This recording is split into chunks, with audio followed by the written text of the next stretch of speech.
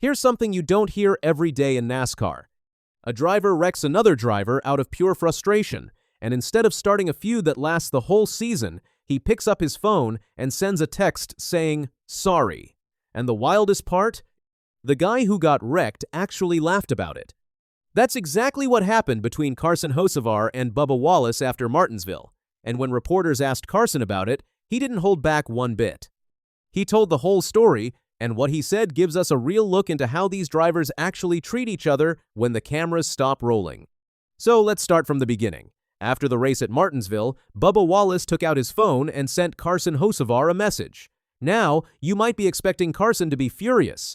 You might think he'd be ready to fight back the next weekend, but that's not what happened at all. Carson actually laughed about the whole thing. Here's how Carson described it in his own words. He said, "Yeah," he texted me.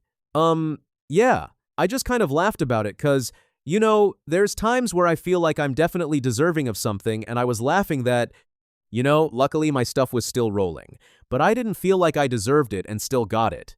Now let's break that down, because it's actually pretty deep when you think about it. Carson is being super honest here.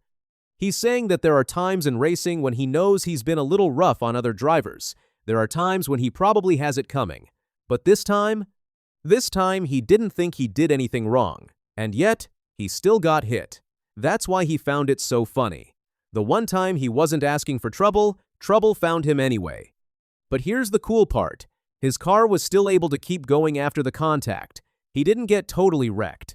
So while Bubba's day got a lot worse, Carson was able to keep racing. That's probably why he was able to laugh about it instead of getting mad.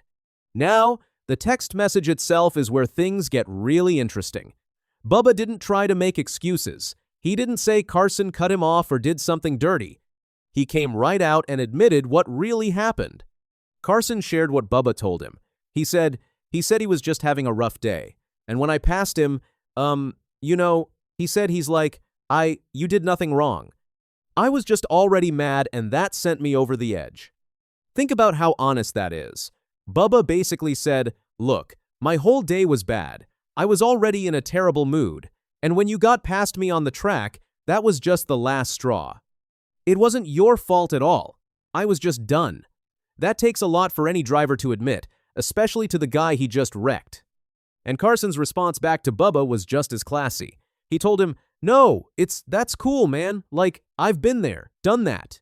I've ended plenty of days, and obviously it hurt him more than did me. So we're all good." What Carson is saying here is really important. He's basically telling Bubba, "Hey, I get it. I've done the same thing to other drivers before.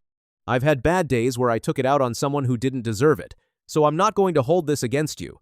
That's the kind of stuff that builds real respect between drivers in the garage. Carson also pointed out that the wreck hurt Bubba way more than it hurt him. Bubba's race day was over. Carson kept rolling. So in Carson's mind, Bubba already paid the price for his frustration. There was no reason to make a bigger deal out of it. And just like that, the whole thing was settled. No yelling on pit road, no angry interviews, no drama on social media. Just two drivers handling their business like adults through a simple text message. That's actually pretty rare in NASCAR these days, and it shows you that there's real maturity here from both guys. After talking about the Bubba situation, the conversation moved to something else really interesting about Carson. He's known for being one of those drivers who just can't sit still. Even on his off weekends, when most Cup Series drivers are at home relaxing, Carson is out there racing something else somewhere else. The reporter asked him if he loves staying on the racetrack all the time, even when he doesn't have to be there. And Carson's answer pretty much tells you everything you need to know about him. He said, "Yeah, especially after last night. I wish I was running the Busch race instead of last night almost, but yeah, I still just like racing. I've already, been like, man, I wish I was in the, out there practicing the Busch car and qualifying and getting ready to race tonight rather than sit in the grandstands." So Carson is sitting there as a fan watching the Xfinity Series race, and he's basically saying he wishes he was down on the track instead of up in the stands. Most people would love to just kick back and watch a race with no pressure. Not Carson. He'd rather be working, practicing, qualifying, and getting ready to compete. That's a different kind of mindset right there. Then he went on to talk about all the different types of racing he enjoys, and the list is pretty wild. He said, whether it's a pavement late model, dirt late model, everything with a W, everything except having a wing on it. I told myself I probably shouldn't do that with my height. But if it has 4 wheels, whether it's pavement or dirt, I just want to be in it. So basically, Carson will race anything with 4 wheels. Pavement late models, dirt late models, you name it. The only thing he stays away from is sprint cars, which are those open-wheel cars with the big wings on top. And the reason he gave is actually pretty funny. He said because of his height, he probably shouldn't be climbing into one of those tight little cars. That's a tall driver problem most of us never even think about. The last thing the reporter asked Carson about was his very first memory of Bristol Motor Speedway, and his answer was kind of sad when you really think about it.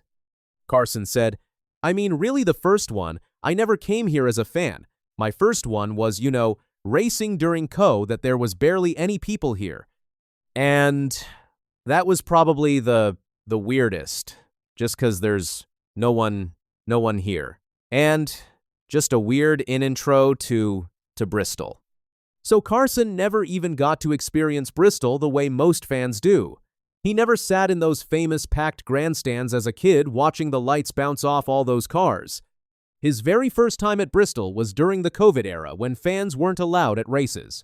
Picture one of the loudest, most exciting tracks in all of NASCAR, but completely empty. No fans cheering.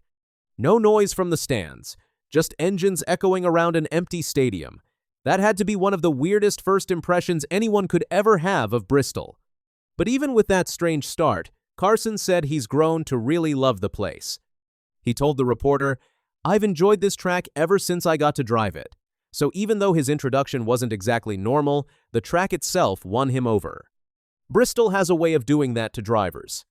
What this whole interview really shows us is a side of Carson Hocevar that a lot of fans don't always get to see. He's known on the track for being aggressive and for getting into stuff with other drivers pretty often. But here, he showed real understanding when another driver wronged him. He showed honesty about his own past mistakes, and he showed a love for racing that goes way beyond just showing up for Cup Series weekends. The kid just wants to race, no matter what kind of car it is or what track it's on.